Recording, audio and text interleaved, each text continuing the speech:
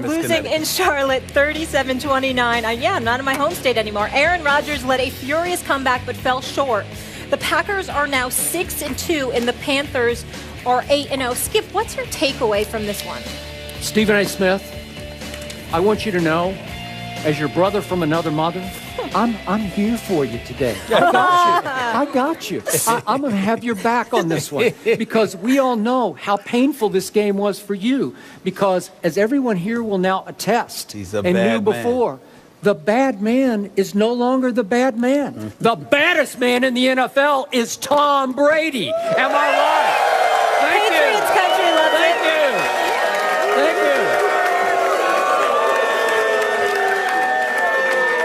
Once again yesterday, the bad man was just simply bad. He looked ordinary to me. I actually started feeling sorry for Aaron Rodgers in this game.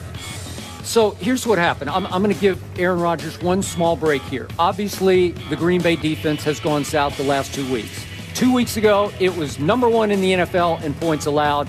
And without Sam Shields in your secondary, not that they're your team, I know it's just your quarterback, but they're not very good. They're just bad.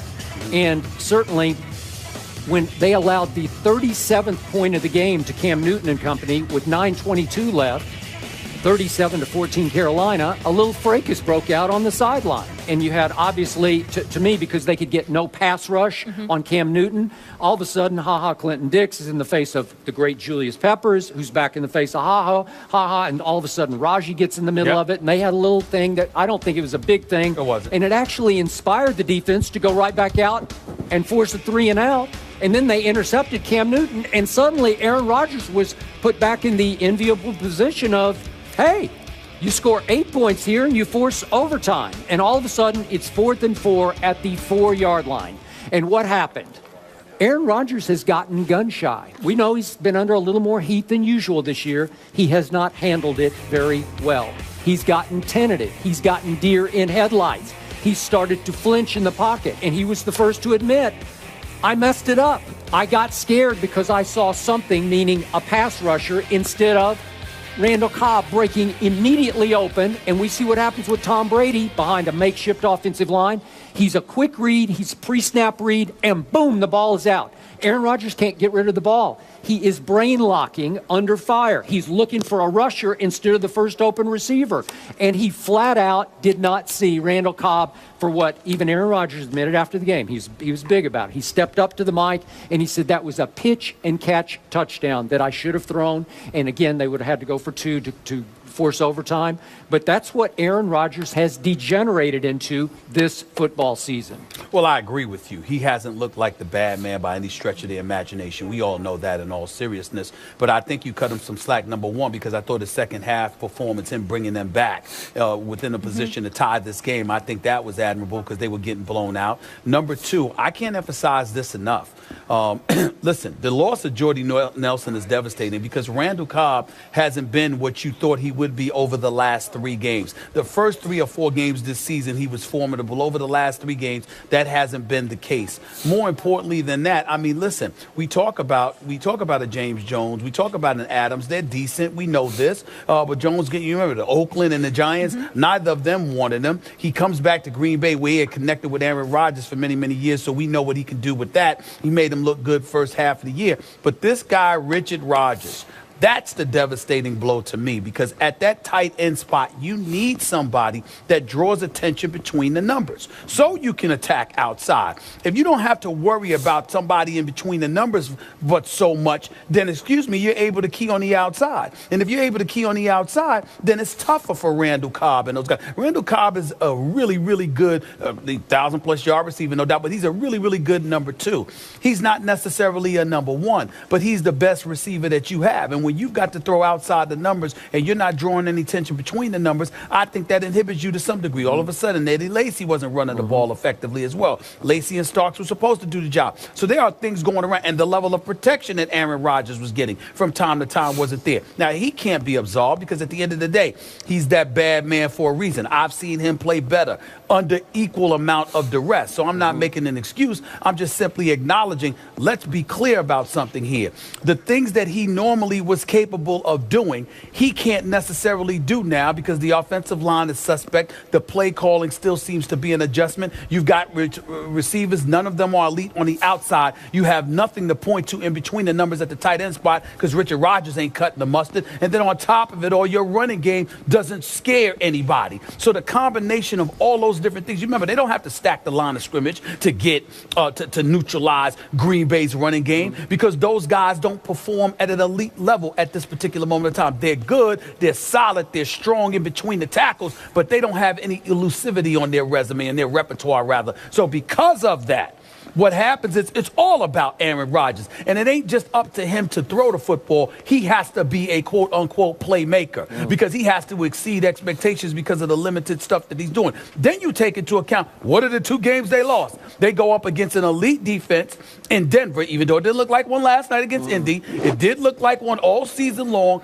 through the Green Bay game, okay? And then the offense is stockpiling 500 yards against the Green Bay's defense. And then you follow up the Denver defense with the Carolina defense. I mean, these are 2 of the better defenses in the NFL. It ain't like Aaron Rodgers just woke up one day and was going up against the Giants or Rob Ryan's New Orleans Saints. He was going up against Denver and then Carolina. And the opposition was going up against Green Bay, who I told you their defense was suspect. Sam Shields being without them is a devastating loss because they ain't that good with him there. So you know they ain't going to be that good with them with him going. And Clay Matthews, how about getting that Cam Newton? That ain't happened yesterday. So all of those things being considered, Aaron Rodgers had the deck stacked up against him. He didn't respond the way that he's capable of responding. He's lucky because he's got a bye week next week. I'm talking about the Detroit Lions. That's a bye week, in case y'all didn't know. It's a bye week. So the point is, he'll be just fine.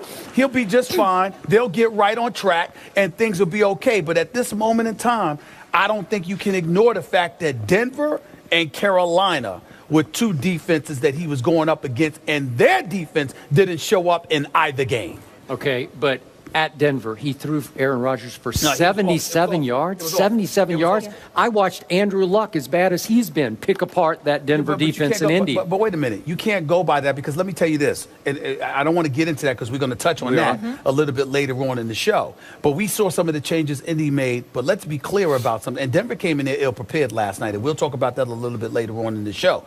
But Aqib Talib and Chris Harris, with T.J. Ward back there with them, too, at one of the safety spots. I mean, this secondary in Denver is elite. Didn't look that way last night. But for the most part, they've been elite all year long up until last night. And Aaron Rodgers, I dare say he hasn't had a lot to work with. So I'm going to ask you this question. I asked you again last Thursday, I think it was. Yep. Is it possible we're seeing that Jordy Nelson made Aaron Rodgers more than vice versa? No, I don't think it is. I think that what happens is that Jordy Nelson helped make Randall Cobb. Jordy Nelson helped make whatever tight end was playing for them. Jordy Nelson helped Lacy run for over 1,000 yards because the combination of those, when you've got an elite deep threat receiver, it's just, I'll give you a perfect example, Skip. You and I, who do we talk about? We haven't seen him this year because he's not been healthy. Remember how we used to rave about Deshaun Jackson? When he was with the Philadelphia Eagles and then he went to the Washington Redskins. What we said about him is that he was an elite deep threat, one of the elite deep threats in the game of football. So because of his presence alone and the attention that you had to pay towards him, you couldn't key on other guys the way you normally could. We both, so if that was the case, Jordy Nelson clearly is a deep threat for Aaron Rodgers. And Jordy Nelson with Randall Cobb speaks for itself. When you look at Aaron Rodgers throw a football, again, I watched the game, all right? I haven't covered it nearly as long as you have, so I'll defer to you on that level. But I listen to NFL aficionados all the time, and they tell me they have never seen somebody throw a football like Aaron Rodgers. It's just that over the last couple of weeks, it hasn't looked impressive. Have they seen Tom Brady before? They've seen Tom Brady. No, I'm serious.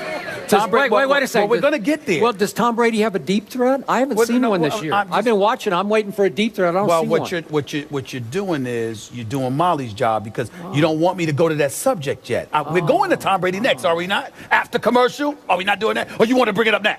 Because we could go there now. I was enjoying it right now, actually. All right, now we can go there now. You want to go there now? Let's go there now. Yeah. Let's go. No, let's stay on topic. Okay? He's trying to sit up there and speed up the subject and change it. I mean, I'm ready just to go. pointing out we something. can go there. You're saying Aaron Rodgers doesn't have a deep threat to make all that. We're surrounded by these wonderful servicemen and women. You think that everybody here loves Tom Brady. We can discuss Tom Brady. Let's go. I don't know that anybody loves Tom Brady here, do they? We are in Massachusetts, but We can do that. We can do that. We can do that. I will acknowledge, he does look sharp in those suits when he's walking in the court. I think he looks sharp in the pocket. That's where I think he looks sharp. No, I'm just saying. Yeah. I'm just saying. I agree on both those subjects. So now the Vikings tie the Packers at 6-2 atop the NFC North. Shells, relax, don't worry about it. Oh, by the way, we don't even know if Teddy Bridgewater is going to be playing next week. After that. We're going to get into that because Mike Zimmer was hot, and we're going to get into that whole subject.